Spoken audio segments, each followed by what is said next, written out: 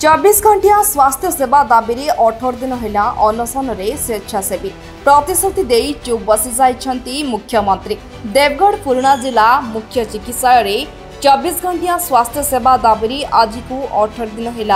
अनशन बसी देवगढ़ स्वेच्छासेवी अर्णव पंडा। नूतन जिला मुख्य चिकित्सालय कोठा स्थानांतर परठारु देवगढ़ सहरवासी स्वास्थ्य सेवा पाइबारे बहु असुविधार सम्मुखीन होतबा बेले जिला युव एकता मंच पक्षरु जिला प्रशासन और राज्य सरकार पाखरे दाबी और देवगढ़ 12 घंटिया बंद पालन करा जाइतले सुधा सरकार तरफ कौनसी पदक्षेप ग्रहण करा न जिबारु अगस्ट मास 7 तारिख रे देवगढ़ ठारू पदयात्रा बाहरी भुवनेश्वर मुख्यमंत्री और स्वास्थ्य मंत्री मुकेश महालिंग को भेटी दाबी जणाइतले।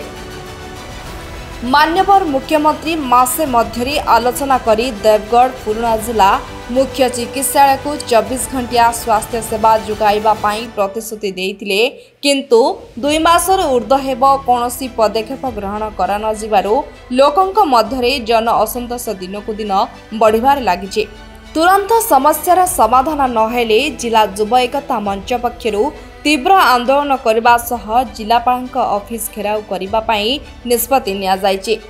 सरकार तो शुणी ना आज को पाखापाखि 18 दिन हो गलानी मु ए धारणा बसची। आपण मन थाई पारे अगस्ट मास 7 तारिख ये पुराना हॉस्पिटल किपरि 24 घंटा कार्यकारी हम से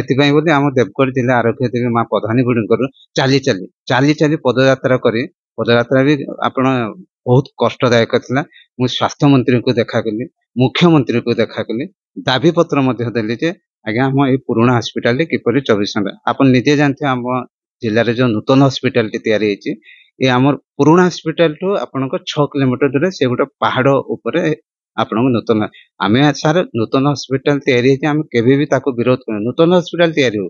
उचित डाक्तर आसतु सेठी आपन टेक्नीशियन आसतु आमर लोक ये आम देवगढ़ जिलाटा है कृषि भित्तिक जिला ये पाखापाखि 80% लोक कृषि उपर निर्भर करते ये खणी ना खादान ना कि ना तो स्वास्थ्य जो गोटे मौलिक अधिकार गोटे साधारण लोक जो मौलिक अधिकार स्वास्थ्य से स्वास्थ्य जदि आम आम क्या कहबू जदि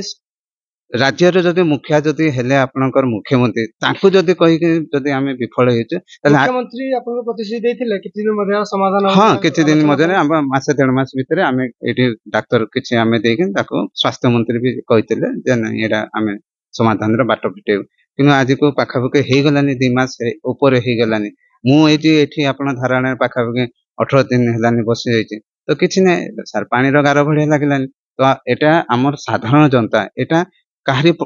पर्सनल नुहे ये आपन सामूहिक प्रॉब्लम टा सहरवासी भितरे निश्चित रूप हां निश्चित रूप मोडी आगे सब दिन एठी आपन देखितो ए धारणा स्थली को 100-150 लोक डेली आस्तंदी कारण एटा आगे समस्तनकर असुविधा कारण ए जो आपन को पुराना हॉस्पिटल माननीय मुख्यमंत्री को कहबे नै जथा सिर आपन माननीय मुख्यमंत्री को जदि कहिबे हले मु आज साथ जदि या पई जदि आगामी दिन न हो तो मु तो कठोर पदक्षेप नेबी बोली मानसिक स्तर भाबी देछि तभी आपन को चैनल माध्यम रे आपन को माननीय मुख्यमंत्री को मु नुहे आम जिलावासी अनुरोध कर जेते शीघ्र करेंगे ये आप उपयुक्त डाक्तर दिंतु पुराना जिन हॉस्पिटल चलता से चल देखो आज्ञा राज्य सरकार हो केंद्र सरकार हो ये डाक्तखाना प्रति नित्यान भाव में गुरुत्व सहित ध्यान देइछन्ते समस्त आखि अच्छी या मौलिक समस्या स्वास्थ्य सेवाटा नितांत आवश्यक ताको आखि आगे रखिक राज्य सरकार अति शीघ्र यह निष्पत्ति नापी कागज पत्र चलैले अति शीघ्र यहाँ आप सीएससी डिक्लेयर करेंगे बोली आमर आशा आ लोक मान कष्टकर व्यापार हो कारण बहुत गुड़े माने माने लोक मरी जाउछन्ती बिना फास्ट एड सुविधा अन्ना भाई जेमति कहउतिले वर्तमान धारणा वर्षन मुख्यमंत्री मध्ये प्रतिश्रुति देथिले किंतु वर्तमान मध्ये कोनोसी प्रतिक्रिया मिली नहीं वर्तमान में मुख्यमंत्री से प्रति ध्यान देइछन्ती स्वास्थ्य मंत्री ध्यान देइछन्ती केंद्र मंत्री ध्यान देइछन्ती समस्त जानुछन जे लोक माने भारी हैरान होछन अति शीघ्र ए दाबी पूर्ण होइजो। राज्य सरकार किंबा जिला प्रशासन तरफ कोनोसी एमति कि आपन किछि मीटिंग आपन रखी हाँ हाँ हाँ लोक आंदोलन हाँ लोक आंदोलन करिजन से खबर भी मध्य अछि तापरे राज्य सरकार कोठो भी